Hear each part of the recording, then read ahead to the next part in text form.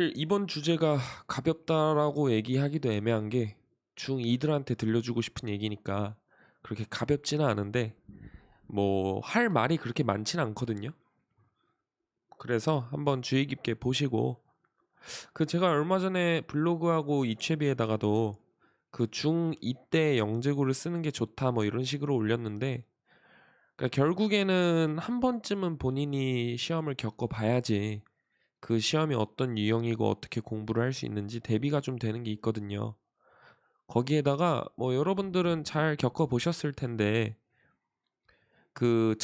첫째 자녀가 있고 뭐 둘째 자녀를 키우시는 분이면은 아실 텐데 대학교 입시하고 다르게 고등학교 입시는 좀 서로 견해가 심하게 달라요.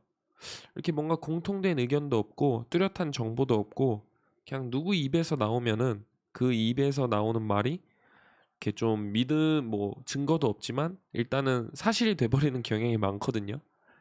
근데 본인이 중1이나 중2 때 시험을 응시를 해보면 물론 시험을 응시하는 게 되게 복잡하고 추천서도 받고 선생님들하고 소통도 해야 되고 좀 불편하긴 한데 그래도 그런 거를 좀 뛰어넘어서 시험을 한번 응시를 해보면은 앞으로 내가 무엇을 공부해야 되고 어떻게 해야 될지 대충 감이 잡히거든요. 그래서 이제 그 의미로 제가 가급적 중2나 중1 때 쓰는 것도 저는 권해요. 근데 이제 중1 때 쓰려면은 어느 정도 실력이 많이 뒷받침이 돼야 되겠죠. 그래서 그때 쓴 글도 한번 읽어보시면 좋을 것 같고 오늘 할 얘기는 무엇이냐? 제가 약간 재미있게 화면을 구성을 해봤는데 이런 거 다 제가 만들거든요. 아무것도 한 게 없다. 자, 말 그대로 아무것도 한 게 없다라는 전제 조건을 깔고 할 거예요. 이때 지금 시점, 그러니까 지금 10월 시점에서 그래도 영재고를 준비할 수 있냐? 실제로 합격하는 친구들이 많아요. 예, 언제 준비했냐가 별로 상관이 없는 게 요 입시는 수능이랑 달라요. 수능은 재수, 삼수, 사수 하면은 점점 잘해져요. 근데 영재고 입시는 사춘기가 오는 시즌하고 맞물려 버리기 때문에 1년, 2년, 3년 공부한다고 해서 뭐가 막 드라마틱하게 또 변하지 않는 경우도 꽤 있거든요. 그래서 막 오히려 너무 일찍 준비하면은 번아웃이 중간에 한번 와요. 요즘에 제가 좀 걱정하는 것도 뭐냐면 막 초3, 막 초2, 초4 막 이럴 때 영재고를 이때부터 바라보잖아요. 그러니까 이때는 사실 그냥 아무 생각 없이 선행하고 심화를 해도 영재고를 염두에 두는 게 아니라 그냥 내가 교육 과정에서 배우는 거를 열심히 공부하고 최대한 뭐 깊게 공부한다라는 마인드로 해야 되는데 이때부터 다들 뭐 의대를 진학을 목표로 하는 경우도 있고 뭐 영재고를 진학을 목표로 하는 경우도 있고 그냥 아무 생각 없이 선행 심화를 해도 되는데 이 의대나 영재고에 대한 목표치를 일찍 세운다는 거죠. 근데 이렇게 하면 안 좋은 게 뭐냐면은 보통 이렇게 하면은 뭐 목표가 빨리 정해져서 나중에 뭐 편해진다 이렇게 얘기를 하는데 제가 자꾸 코맹맹이가 나오네요. 오늘 몸 컨디션이 좀 많이 안 좋아서 네, 좀 양해 부탁드립니다. 근데 이제 이게 안 좋은 게 뭐냐면 중간에 이제 번아웃 현상이 한번 와요. 그리고 오히려 지금 같이 이렇게 중학교 2학년이면 좋은 게 뭐냐면은 실패를 겪을 그게 없어요. 그러니까 뭐냐면은 일찍 준비한 친구들은 중간에 많은 경시대회를 치르잖아요. 그래서 많은 경시대회를 치르면서 뭐 다 잘 되는 케이스도 있지만 안 되는 케이스도 분명히 있거든요. 근데 그런 거를 극복을 잘 해내는 것도 사실 중요한데 그런 걸로 인해서 번아웃이 오는 경우가 꽤 있어요. 그래서 오히려 일찍 목표를 세우면은 잘 되는 친구들도 있지만 그만큼 또 방황하고 어떻게 해야 될지 모르고 남들보다 비효율적으로 시간이 흘러가는 경우도 있거든요. 근데 이제 중2 같은 경우에는 어떤 의미로 보면 안 좋죠. 왜냐하면 실패도 많이 겪어봐야지 어린 나이에 좀 회복 탄력성이 높아지는데 이 친구 같은 경우에는 시험을 본 적도 없고 준비를 안 해봤으니까 실패를 겪어본 적이 없어요. 그래서 딱히 그냥 묵묵하게 그냥 공부만 하면 돼요. 오히려 좋다라고도 볼 수가 있어요. 왜냐하면은 약간 집을 예시로 들면 되는데, 집을 지을 때 약간 하자가 있는 건축물을 보완하는 것보다 아예 새 집을 근사하게 짓는 게 조금 더 쉽잖아요. 실제로도 리모델링 할 때 뭐 붕괴시키지 않나요? 폭파시키지 않나요? 약간 그 논리라고 보시면 되는데, 그러니까 어떤 의미로는 중2가 아무것도 안 한 상태여도 오히려 그냥 아무 생각 없이 공부만 하면 되니까 조금 더 영재고나 과거 입시를 준비하는데 유리할 수도 있다. 자, 뭐 할 얘기가 별로 없습니다, 여러분. 오늘은 그냥 뭐 제가 말한 대로 공부만 하면 되는데 뭐 할 얘기가 있겠어요? 그래서 오늘은 30분 만에 호다닥 끝내고 저는 가보도록 하겠습니다. 오늘 좀 힘들어요. 어. 자, 오늘도 어김없이 찾아온 손글씨 방송입니다. 이 손글씨가 뭔가 좋더라고요. 이 유튜브라는 디지털로 진행하는 아날로그적인 방송. 아우, 이 코 때문에 죽겠네요. 자, 이걸 보시면은, 자, 10월에 어떤 상황을 가정하고 제가 말씀을 드릴 거냐면, 자, 이제 첫 번째로는 경시 공부를 한 적이 아예 없는 상황이에요. 자, 이게 첫 번째. 경시 공부를 해본 적이 없습니다. 그 다음에 조금 더 제가 비극적으로 깔아드릴게요. 중2인데 수학 상하를 하지도 않았습니다. 거의 그냥 이보다 최악일 수가 없는데 거의 다 더 최악. 중등 과학도 마저 끝내지 않았어요. 거의 이 3중 세트. 이 영재고를 준비하는 입장에서 최악을 꼽아라 하면은 이 세 개를 꼽을 수가 있는데, 보통 한 개, 두 개, 세 개, 뭐 한 개만 만족하는 경우도 많아도 이 세 개를 동시에 만족하는 경우는 잘 없거든요. 그런데 이 세 개를 만족해도 영재고에 합격하는 케이스가 꽤 많습니다. 특히 작년에 제 친구 같은 경우에는 뭐 한과형도 있었고, 뭐 사실 지금 딱 떠오르는 친구는 한과형 그 친구밖에 없는데 뭐 이런 경우가 많았어요. 그리고 실제로 영재고 들어가서 영재고 내신을 저한테 많이 배우는데, 그때 이제 얘기해 보면은 이런 친구들이 꽤 많거든요. 자, 그래서 뭐 공부는 뭐 각자 알아서 열심히 해야 되겠죠. 뭐 어떻게든 뭐 센 수학을 열심히 해도 수학 실력은 오르는데, 이런 친구들의 주요사항, 그러니까 세 개를 동시에 만족하지 않아도 뭐 하나라도 만족하지 않는 경우에는, 첫 번째는 다른 학생들을 따라가려고 하면 안 돼요. 되게 진부한 말이죠. 나 자신과의 싸움. 나 자신과의 싸움이라는 얘기는 아니고요. 그냥 그 얘기입니다.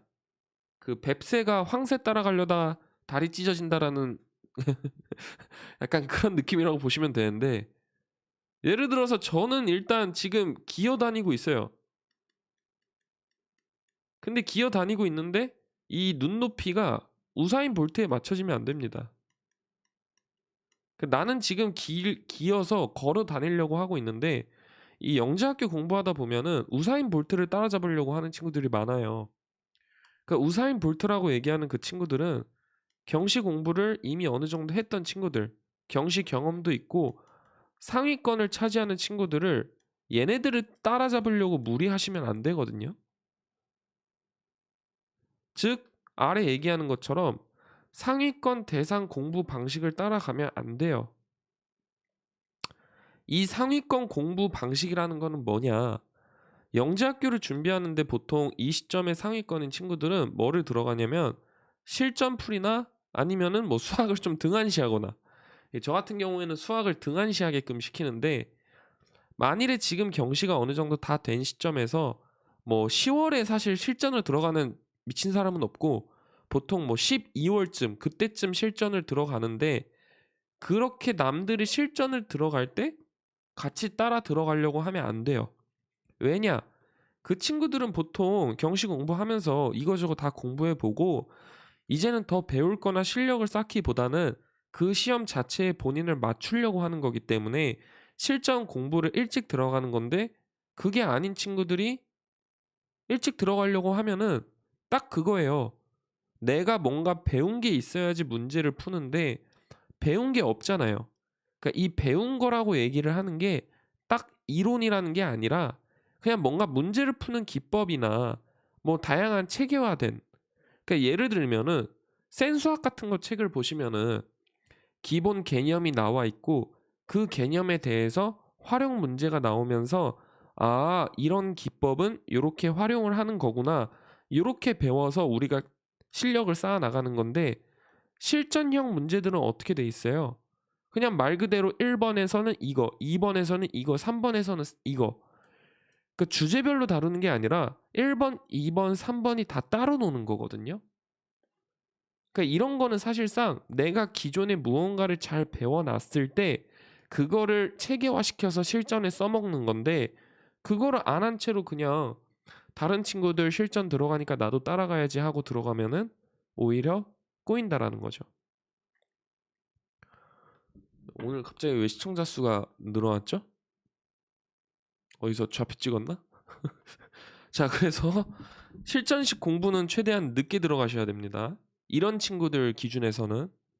그러니까 사실 이 3번의 경우는 어떤 경우까지 포함이 되냐면 제가 조금 이제 비율을 극단적인 상황이라고 했는데 사실 실력이 모자란 친구들, 그냥 이 친구들한테 하는 말이라고 보셔도 돼요. 자, 그 다음에 네 번째가 되게 중요한데 이거는 진짜 제가 몇 번을 강조해도 잘 못 알아들으시는 분들이 많은데 좀 답답한 약간 내용 중에 하나인데 왜냐하면 이게 약간 제가 다른 학원들이랑 견해가 많이 다른 것 중에 하나인데 영재학교 특정 타겟팅을 절대로 하시면 안 돼요. 이거 진짜 하면 안 됩니다. 물론 여러분 제가 대치동에서 이 요즘에 아카로드가 제일 잘 나가잖아요. 이 위카로드를 차렸어요. 이 위너스 카로드. 아, 그러면은 무조건 영재고 반 나눕니다. 왜냐하면은 제가 애들 가르쳐 보니까 이 상위권 하위권이라는 개념, 그러니까 똑같은 걸 가르쳐도 이런 반을 설정을 해야지 이 하위권 반에 있는 친구들도 목표가 생겨서 열심히 하고 이 상위권에 있는 친구들은 안 떨어지려고 열심히 하거든요. 그래서 저 같은 경우에도 뭐 제가 대치동에 이 위카로드라는 학원을 차리면은 예, 요렇게 영재고별로 반을 나누고 약간 은연중에 서울과학고 반은 상반 약간 이런 식으로 좀 깔아 놓을 것 같긴 해요. 근데 간혹 가다가 영재학교 대비라고 뭐 어디 학교는 무엇을 대비해야 되고 저 학교는 뭘 해야 돼서 이거를 다르게 가르쳐야 된다라고 주장하는 학원들이나 뭐 그런 곳들이 있을 수도 있고 그분들의 말씀이 맞을 수도 있는데 뭐 다르게 가르쳐야 될 수도 있어요. 근데 그 말을 할 거면은 여러분들이 기출 문제를 보시는 게 좋습니다. 그러니까 뭐 그분들이 어떤 견해로 그렇게 말씀하시는지 모르겠어요. 제 시야가 짧은 거일 수도 있긴 한데 영재학교 수학 부분의 기출 문제에 있어서는 각 학교별 특징이 나오지 않아요. 각 학교별 특징이 없습니다. 특히 작년 서울과고 같은 경우에는 아직 문제가 뜨지 않았지만 수학 문제가 거의 없다시피 했거든요. 근데 서울과학은 보통 K모를 잘하는 친구들이 들어가야 된다는 인식이 있잖아요. 그리고 간혹 가다가 그 대전이랑 경기랑 뭐 광주랑 여러 가지 학교들은 공통 출제잖아요.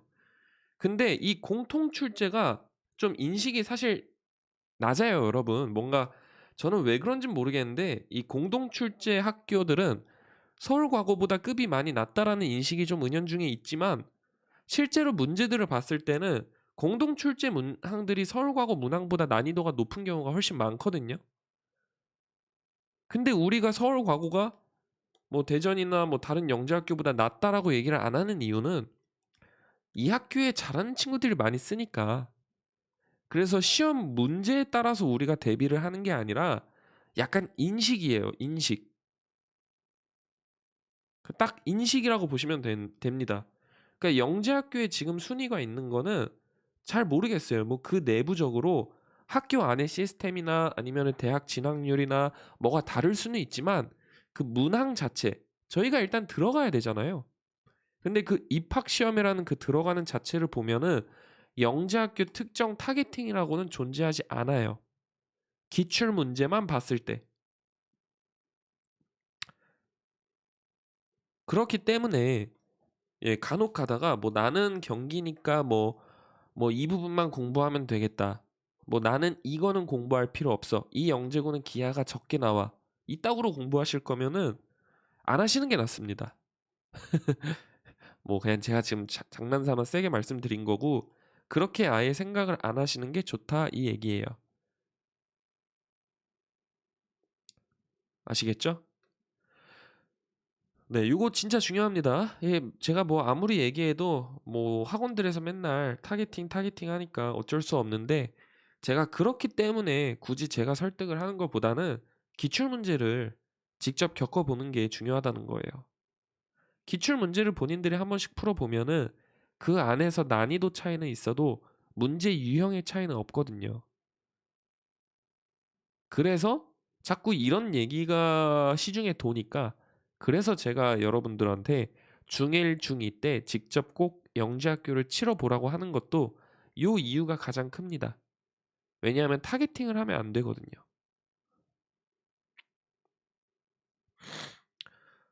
아우 자꾸 코가 막힙니다. 이놈의 몸살. 영재고에 적응하기 힘들지 않을까요? 그거는 뭐 들어가서 문제죠. 거기까지는 생각하지 않습니다.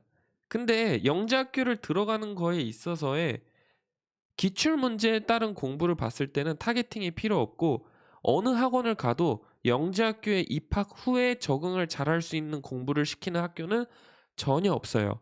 왜냐? 영재학교에 들어가기 위한 기출 문제하고 영재학교에 들어가서의 내신하고는요. 두 개가 좀 따로 놀아요. 요게 두 개가 완전 따로 돕니다. 그러니까 안에서 경시 같은 거를 가르치는 게 아니에요. 그래서 그거는 있죠. 뭐 예를 들어서 이렇게 얘기하면 좀 또 욕먹을 것 같긴 한데 내가 내가 예를 들어서 뭐 어디 A 영지구를 갈 실력인데 서울 영지구를 들어갔어. 왜냐? 뭐 타겟팅 같은 거 없으니까 공부를 골고루 하다 보니까 서울 영지구에 붙었다. 근데 내가 붙어서 갔는데 여기에는 막 KMO 입상자 애들이 우글우글 하니까 아무래도 역량이 좀 높잖아요.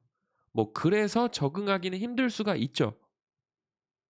근데 그거는 들어가서의 문제고 일단 입학을 해야죠. 근데 입학을 하기 위한 공부, 그 다음에 다양한 학원에서 얘기하는 특정 타겟팅, 어디 영재고 문제는 다르고 어디 영재고 문제는 다르다. 이렇게 얘기를 하는 것은 틀렸다입니다. 왜냐? 실제로 뭐 경기 영재고하고 한국과학 영재학교는 문제가 똑같이 출제가 그 3년 주기로 이렇게 반복이 되거든요. 그 문제를 약간 똑같은 기법을 자꾸 3년 주기로 내는데 뭐 그런 거를 봤을 때는 뭐 그러하다.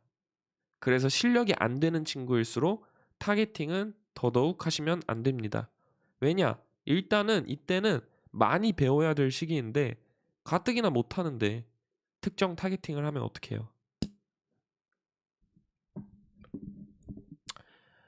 자, 그러면은 수학 공부 루트가 어떻게 되냐? 제가 좀 극단적인 루트로 짜봤어요.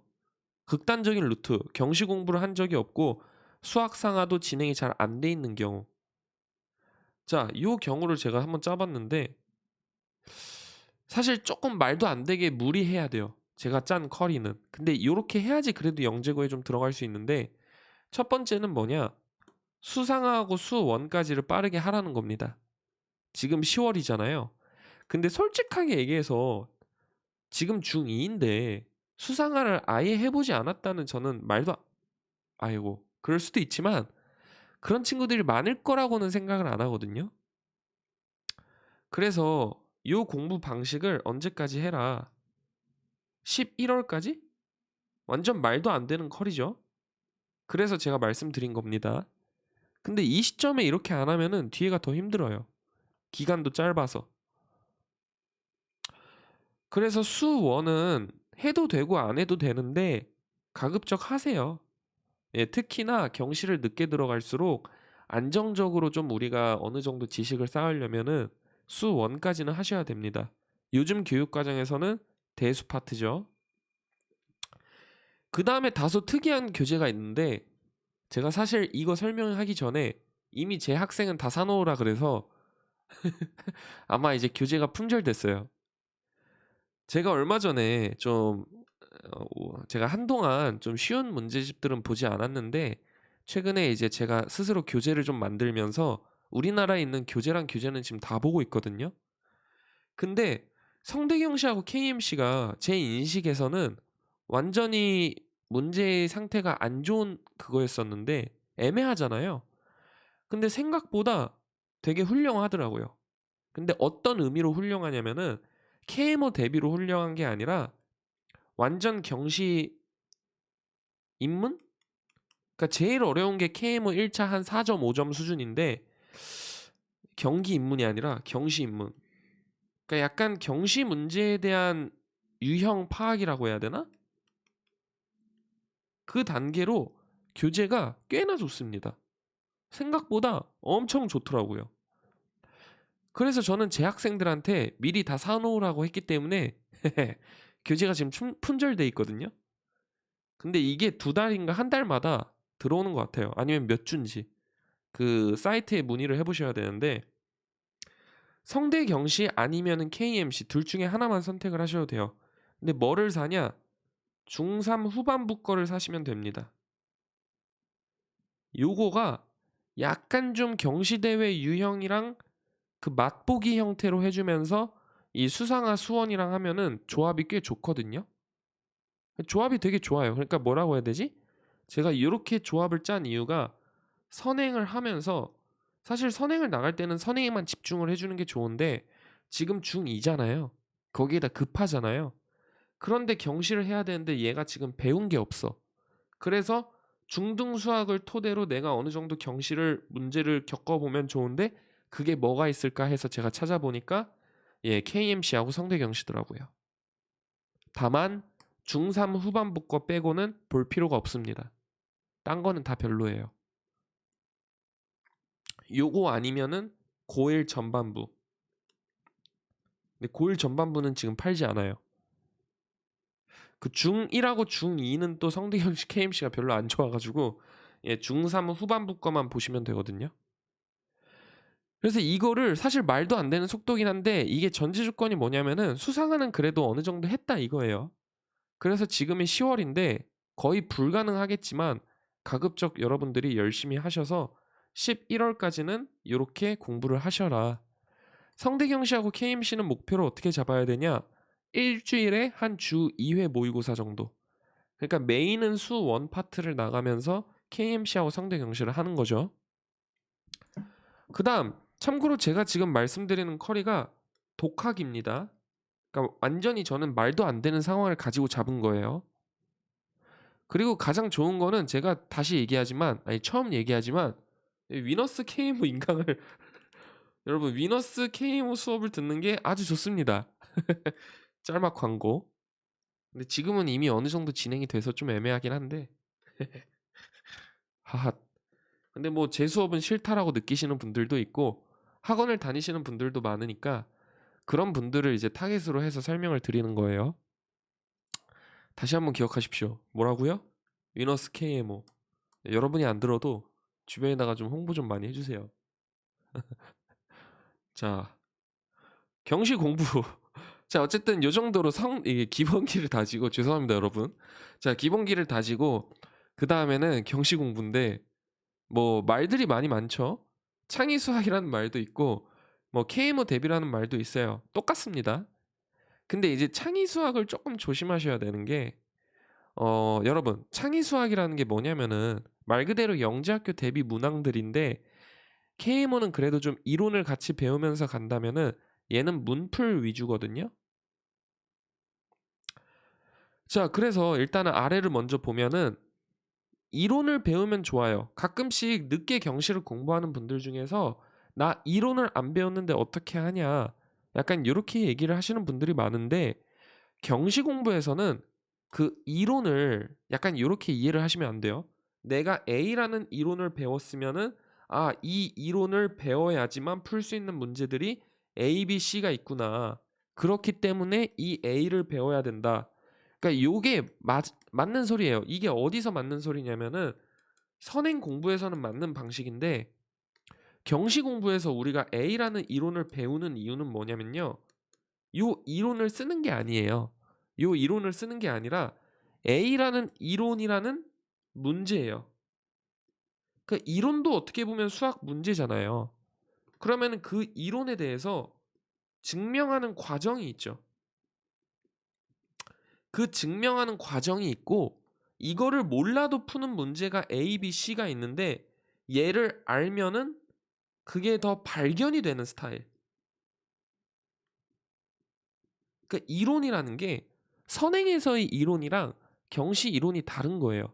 경시는 몰라도 풀 수 있는데 내가 알고 보면은 문제가 살짝 쉬워 보이는 느낌인 거죠. 그리고 그 이론을 증명하는 과정이 더 중요한 거예요. 왜냐?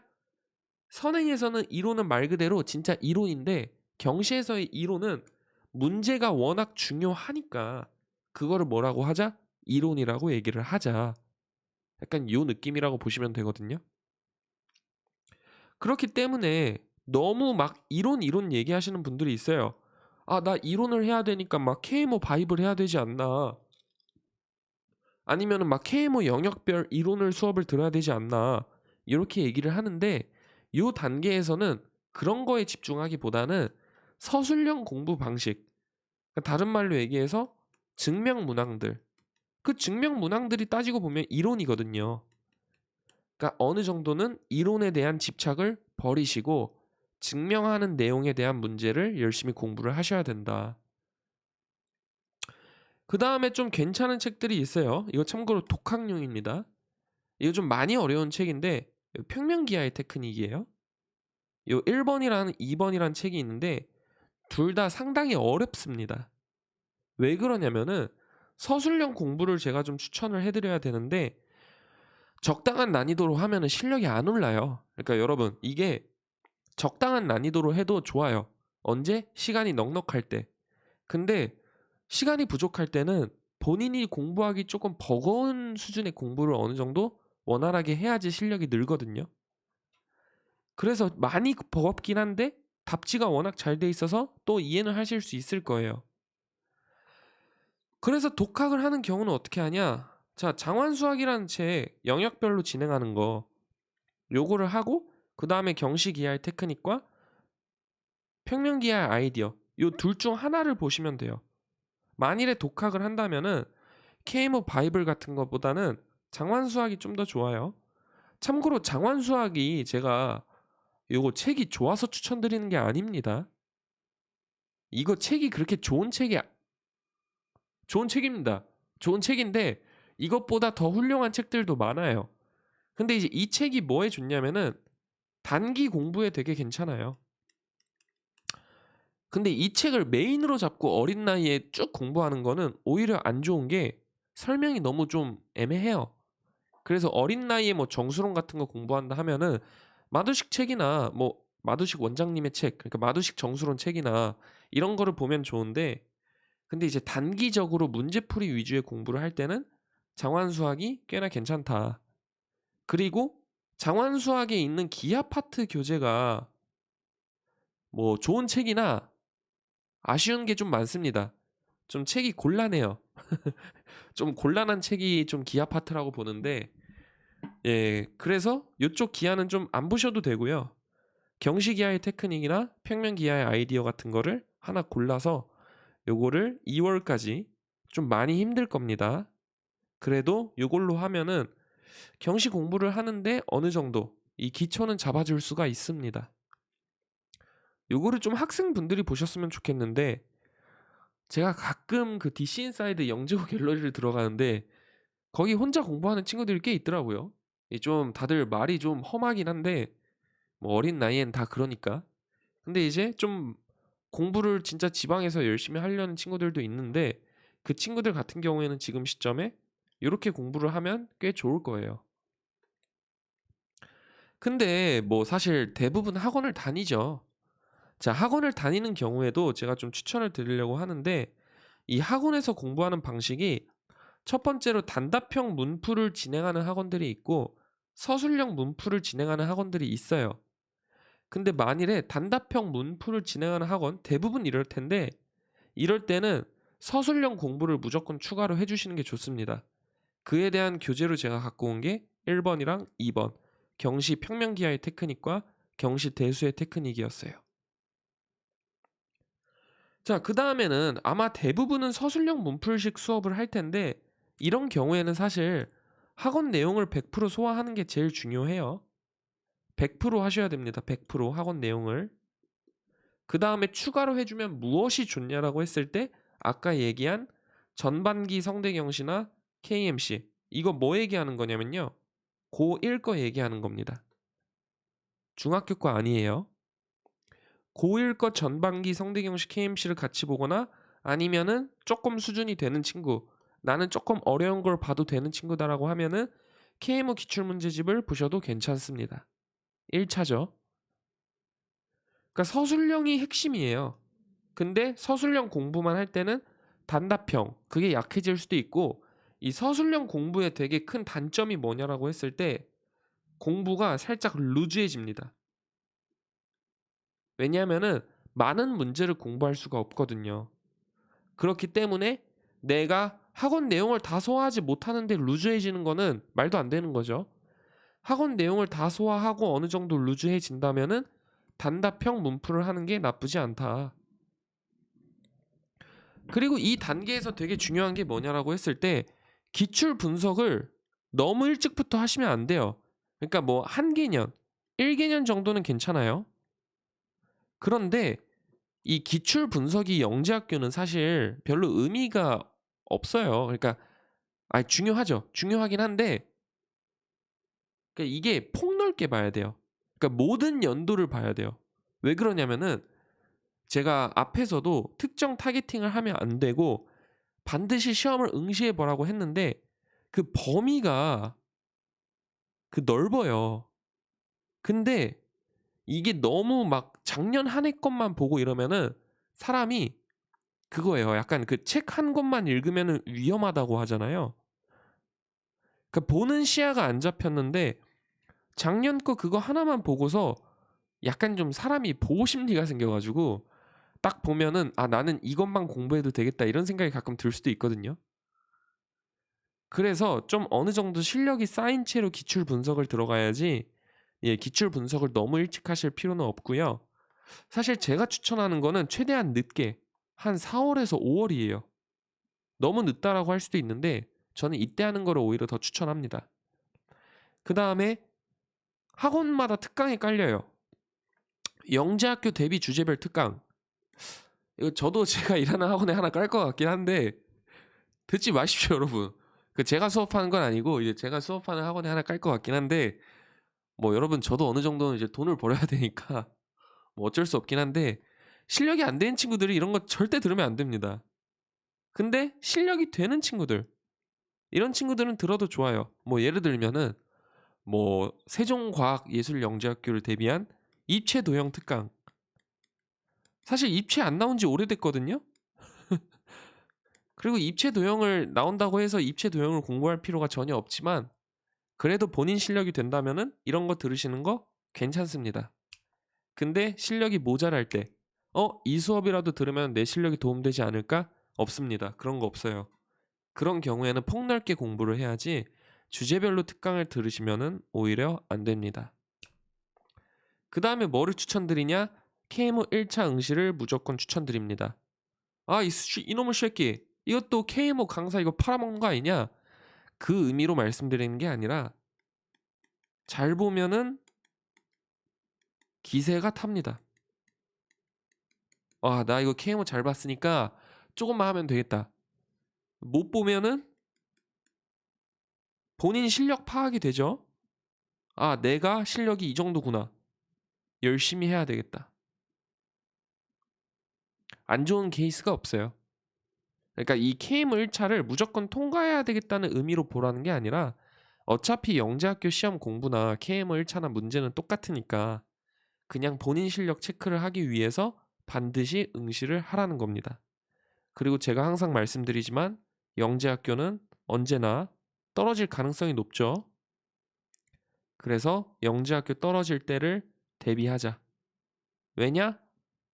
내가 영재학교 KMO 동상은 받았는데 떨어졌다라고 하면은 그래도 기본 베이스 실력은 있다는 거니까. 그리고 뭐 5월에는 KM 1차 응시하고 7월에는 영재학교 기출 분석을 계속 들어가라. 독학생 기준입니다. 독학생이 아닌 경우에는 모의고사 응시를 하셔도 좋지만 여러분 이거 1년 겪으신 분은 좀 이해하실 텐데 사설 모의고사 도움이 되셨나요?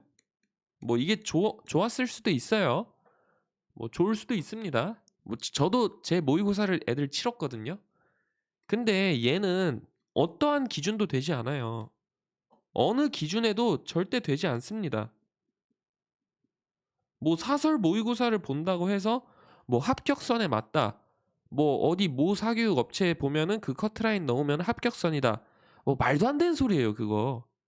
뭐 근데 저 같아도 뭐 그런 거를 하면은 그런 식으로 운영을 할 텐데 어느 정도는 걸러 들으시는 게 좋습니다. 그러니까 사설 모의고사라는 거는 언제 해야 되냐? 기출 분석이 일단은 다 끝났어야 돼요. 기출 분석이 끝나고 본인 할 것 다 한 상황에서 말 그대로 재미삼아 그 다음에 실전 감각을 어느 정도 유지하려고 딱 요 정도로 보셔야 되지. 막 그 사설 모의고사 같은 거에 너무 의미 부여를 해서 요거를 또 응시하시면은 본인 공부할 거에 대해서 또 놓칠 수도 있다. 그 약간 뭐라고 해야 되지? 약점 체크라고 보시면 돼요. 제가 계속 말씀드리지만 영재학교 시험의 특징은 뭐다? 범위가 넓다예요. 그러면은 내가 사설 모의고사를 했을 때 잘 보는 거에 집중을 하는 게 아니라 못 보는 거가 나오면은 그 돈값을 한 거죠. 왜냐? 내가 이 주제에 대해서 어느 정도 약한 거니까. 그리고 이 시점에 대해서 좀 괜찮은 책은 뭐냐라고 했을 때 수준이 되는 친구들은 수학 올림피아드 놀이터 시리즈라는 책이 있어요. 이거 좀 괜찮습니다. 다른 말로 얘기하면 1400제라는 책인데 제가 이거 맨날 괜찮다고 하죠. 저는 이거 제 학생들한테도 매년 시키고 올해도 시킬 거예요. 그래서 여러분들도 뭐 제 수업을 듣지 않아도 뭐 요 수업을 들으면은 이 위너스와 공부하는 느낌을 살릴 수가 있다. 굉장히 좋은 책입니다. 참 이게 근데 아이러니한 게 제가 제일 존경하는 선생님들 중에 하나가 고문경 선생님인데 이 부분은 분명히 KMO 2차 대비서로 나왔거든요. 근데 KMO 2차 대비로는 조금 부족합니다. 조금 부족해요. 제가 봤을 때 그 난이도 차이가 조금 심해요. 하지만 영재학교 대비로는 거의 뭐 전 세계에서 좋지 않을까. 물론 영재학교가 한국에서밖에 없으니까 한국이긴 한데 이 한국에서 나오는 영재학교 대비 책으로는 거의 베스트 오브 베스트이지 않나. 근데 하지만 수준이 안 되는 경우 여러분들의 수준이 미달일 때는 이 책이 조금 어려워요. 왜냐 이 책이 서술형 집중이거든요. 서술형이랑 이 책이 뭐냐면은 아이디어 집중 책이에요. 약간 문제를 푸는 방식보다는 아이디어에 집중이 되어 있습니다. 근데 아이디어라는 거는 본인이 문제를 어느 정도 풀 수 있는 레벨이 될 때 들어야지 의미가 있는 거거든요. 그렇기 때문에 실력이 조금 부족하다라고 하시는 분은 제가 또 이분은 뭐 존경하는 것까지는 아니지만 제가 거의 강사들 분 중에 제일 좋아하는 선생님인데 신용수 선생님 이 분이 저술하신 수학형식 콘서트 이 책을 쓰시는 게 제일 좋습니다. 저는 개인적으로 이분이 신용섭 선생님이 뭐 쓰시는 책들을 보면은 그 뭐라고 해야 되지? 문제가 안 좋을 수도 있거든요. 뭐 실제로 답지들에서 좀 아쉬운 것들도 꽤 있어요.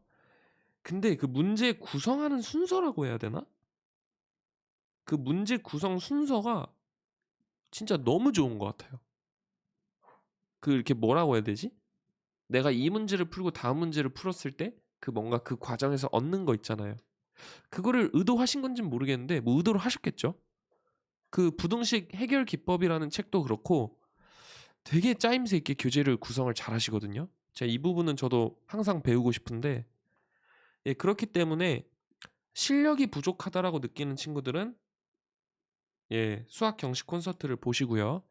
내가 실력은 좀 됐는데 아이디어 뭔가 아이디어가 잘 안 떠오른다라고 하시는 분은 요 놀이터 시리즈를 공부하시면은 아주 좋을 겁니다.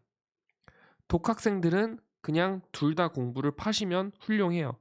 어느 학원을 가도 요 두 개를 같이 보는 것보다는 더 대비가 잘 되지는 않을 겁니다. 놀이터 고급 문제까지 다 푸세요.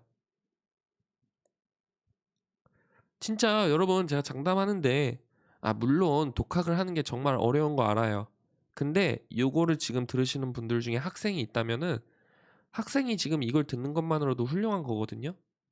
근데 굳이 돈 안 쓰고 요거 교재만 충실히 해도 물론 이 교재를 충실히 하는 게 진짜 더럽게 어렵지만 무조건 영재학교 대비가 됩니다. 아시겠죠? 자, 그러면은 제가 과학 공부 루트에 대해서도 좀 말씀을 드릴 건데 제가 과학에는 좀 손을 놓은 지가 오래돼가지고 좀 정확하진 않지만 그래도 이거는 맞다라고 하는 거를 제가 좀 알려드리려고 하는데 일단은 여러분 저 참고로 뭐 물리 올림피아드, 화학 올림피아드, 천문 올림피아드 다 해봤습니다 어릴 때. 저 뭐 지금도 일반 물리까지는 다 가르칠 수 있어요. 화학은 좀 안 되지만. 그래서 뭐 이제 그런 것들을 봤을 때 그 이론 중심 공부, 그러니까 수학이랑 이거는 그냥 제 견해예요, 여러분. 요거는 제가 살짝 자신감이 없습니다. 그러니까 수학은요, 제가 자신감이 거의 그냥 120%예요. 수학적 확률을 없다시피 했는데 과학 공부는 제가 한 90%, 약간 수학은 이쪽으로 그냥 한 120% 믿으셔도 되는데 과학은 90%도 아니고 한 80%. 과학은 조금 이제 80%만 믿으세요. 아니다, 조금만 더 낮춥시다. 제가 요즘에 과학을 가르치진 않으니까 한 70%, 70%로 믿읍시다. 자, 첫 번째는 뭐냐라고 했을 때, 자, 요거는 100%예요. 하이탑 세페이드 책 좋아요. 근데 요 책으로 공부하는 건 추천드리지 않아요. 왜 그러냐면요, 어려워요. 제가 멍청해서 그런지 몰라도 제가 학창 시절 때 하이탑으로 처음 진도 나갔을 때 굉장히 어려워했고, 제가 이제 21살, 제가 강의를 21살 때부터 했는데 제가 21살 때는 좀 똑똑했어요. 그래가지고 이때는 물리올림피아드도 제가 수업을 했는데, 왜냐하면 물리올림피아드 같은 것도 상이 다 있었어가지고, 그래서 이제 물리올림피아드를 수업을 했는데 애들 하이탑을 나가면은 되게 못했어요. 뭐 요즘 애들은 뭐 더 똑똑해질 수도 있겠지만, 그리고 이 물리의 특징이 뭐냐면은 수학이랑 똑같아요. 문제하고 이론이랑 따로 놀아요. 그래서 내가 역량이 좋으면은 하이탑 같은 거를 공부하면서 이론을 공부해도 문제가 잘 풀리겠지만, 대부분의 학생들, 저는 이제 영재고 공부를 하면서 똑똑한 학생들을 별로 본 적이 없는데, 들어간 학생들 포함해서 그런 친구들을 봤을 때 하이탑을 처음부터 잘할 친구들이 있냐? 저는 별로 없다고 보거든요. 거기에 오히려 비효율적이라고 보기도 해요. 그래서 오히려 이론 중심으로 공부를 하는 것보다는 말 그대로 수능 유형, 그냥 메가스터디나 이투스나 약간 이런 식으로 올림피아드가 아니라 선행 공부를 하시는 걸 추천해요. 실제로 제 학생 중에 올림피아드 문제, 기출문제 한 번도 안 풀어보고 물리 1, 하이탑도 안 봤어요. 물 2. 우리 백이범 선생님의 강의를 듣고서 물리 올림피아드가 금상이 나왔거든요. 이번에 최우수인가? 뭐 그거 받았거든요.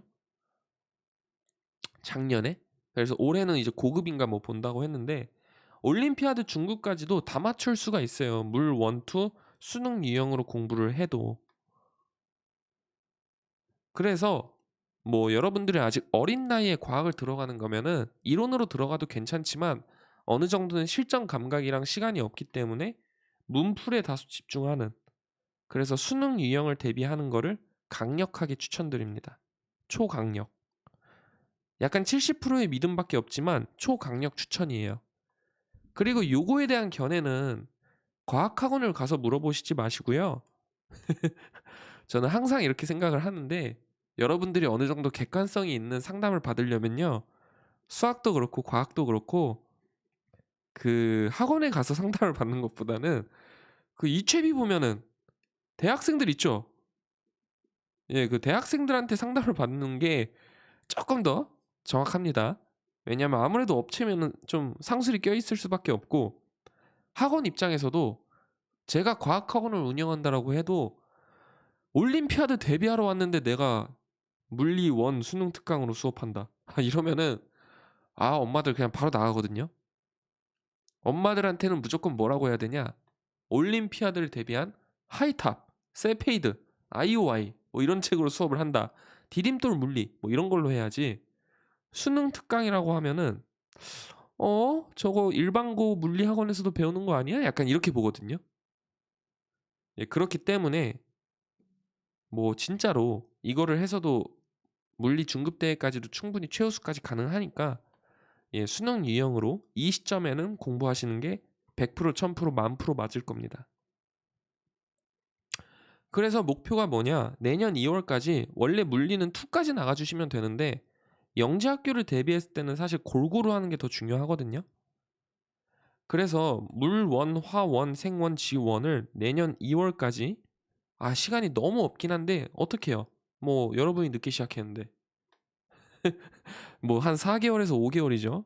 요 기간 동안 요거 4개를 수능형 교재로 끝내시는 거를 목표로 잡는 게 중2 지금 입장에서는 가장 효율적인 선택이라고 봅니다.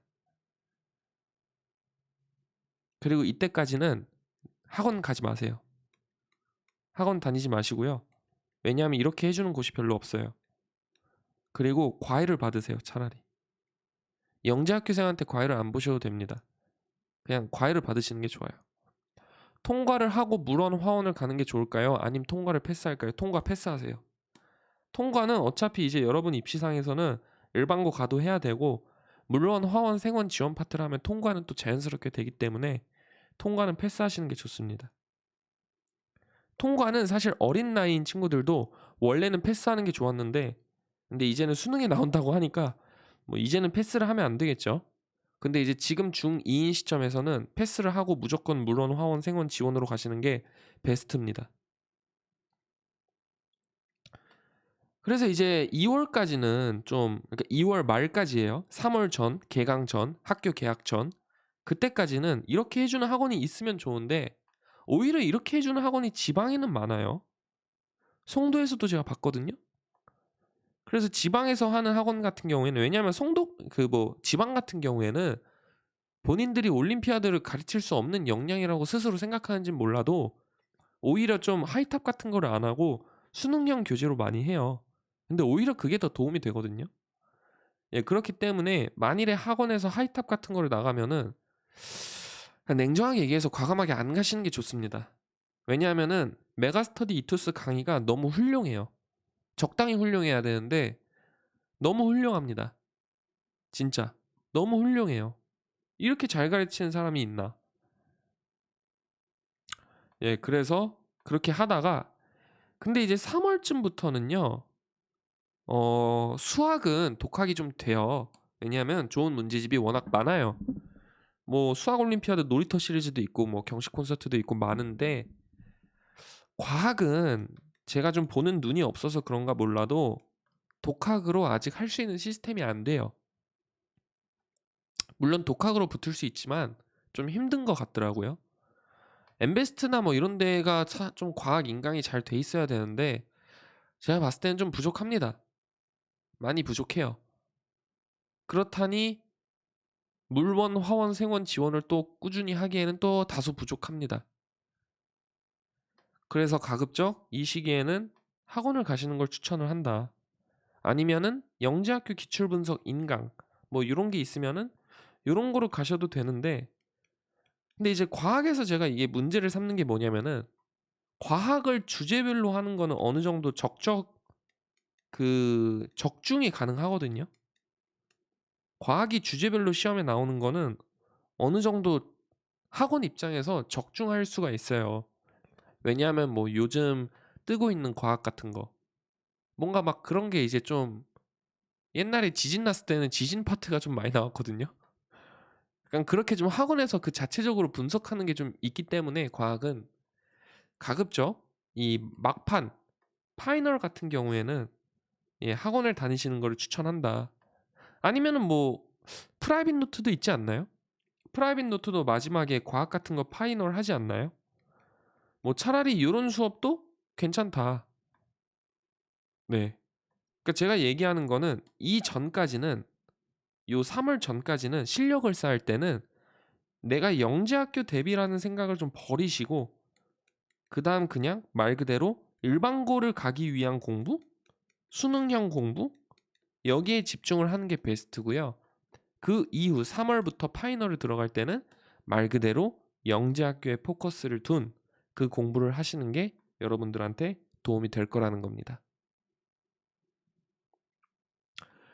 자, 30분만 한다는 게 벌써 1시간이 돼가는데 마무리로 좀 정리를 해보면은 자, 시험 범위는 애초에 중등 수학이랑 중등 과학 파트가 시험에 나와요.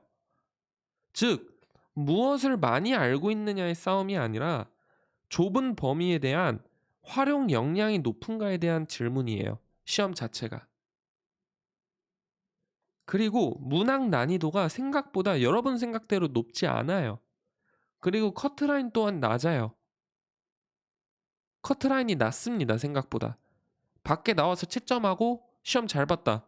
그리고 떨어지는 친구들이 수두룩 빽빽하거든요. 그 친구들이 본인 점수라고 하는 게 사실이 아닐 때가 많아요, 여러분. 그렇기 때문에 내가 어느 정도 오랜 기간 동안 공부를 한 게 아니라 그 기간 동안 얼마나 밀도 있게 공부를 하냐가 조금 더 중요한 시험이기도 하거든요. 그리고 지금 10월 솔직히 얘기해서 늦었어요. 근데 늦었는데 불가능한 케이스도 아니고 충분히 가능해요. 실제로 이렇게 붙는 학생들도 꽤 있고. 그러니까 말도 안 되는 커리큘럼이 아니라는 거예요. 조금 무리하면은 충분히 지금 노베이스 상태에서도 영재학교 준비까지 어느 정도 충분히 공부가 가능하다는 거예요. 근데 앞으로 이제 그 생각은 하지 말으셔야 돼요. 그만둘까? 이게 제일 중요합니다. 끝까지 포기하지 않는 거. 그러니까 일단 늦었는데 본인이 늦었는 거 알고 들어가는데 뭐가 빠른 시기에 안 된다고 해서 조바심을 갖거나 그냥 포기를 해버릴까? 그 포기하는 거 고민하는 시간도 이제 없거든요. 지금 10월이면은 어차피 포기하려면은 포기할 것도 없어요. 뭘 준비를 해야지 포기하지.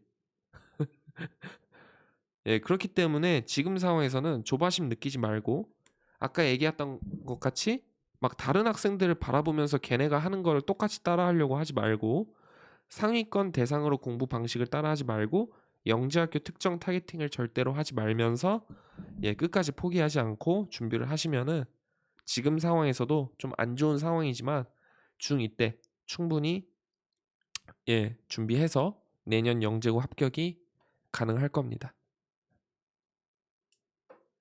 마지막 몇 달의 중등과학을 최종 점검하는 게 좋을까요? 중등과학을 점검하는 기간은 학원 다니면 가급적 학원에서 아마 해줄 거고요. 학원을 안 다니는 케이스라면 6월에서 7월 정도면 충분하다고 봅니다. 그리고 A급 리미티드나 스포 수학은 영재고 대비에 적합하지 않아요. 좋은 책이 아닙니다. A급 리미티드하고 슈퍼 수학은요. 물론 그 책 홍보에는 영재학교 대비라고 나와 있지만 영재학교 대비하고는 전혀 상관이 없는 책이에요.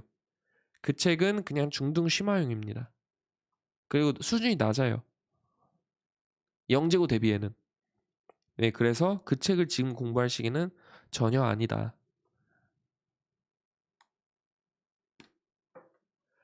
자, 그래서 오늘은 여기까지입니다.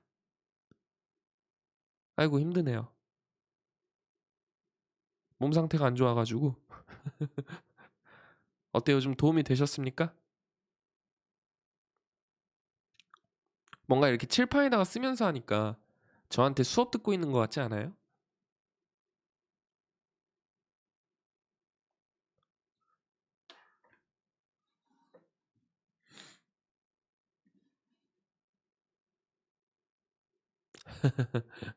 늦은 시간까지 감사합니다. 좋습니다. 자꾸 코맹미 코가 막혀가지고 네, 좀 발음이 잘 안 된 것 같은데 도움이 되셨다니 다행입니다. 그래요? 제가 오늘은 질문을 안 받고 그냥 갈 것 같고요. 제가 요즘에는 요 칼럼 쓸 게 없어서 요거 이제 쓴 거를 제가 다시 글로 정리해 가지고 또 칼럼으로 올려 드리고 있거든요. 그래서 제가 오늘 한 내용 다시 좀 정리를 해서 살도 붙여서 글을 쓸 테니까 예 거기에서 나와서 좀 이해가 안 되시는 부분이 있으면은 또 그때 질문 주시면은 제가 성실하게 답변 드리도록 하겠습니다. 자, 오늘도 밤 늦게까지 들어 주셔서 감사하고요. 네, 이상 위너스 K모였습니다. 안녕히 계십시오. 좋은 한 주 보내십시오.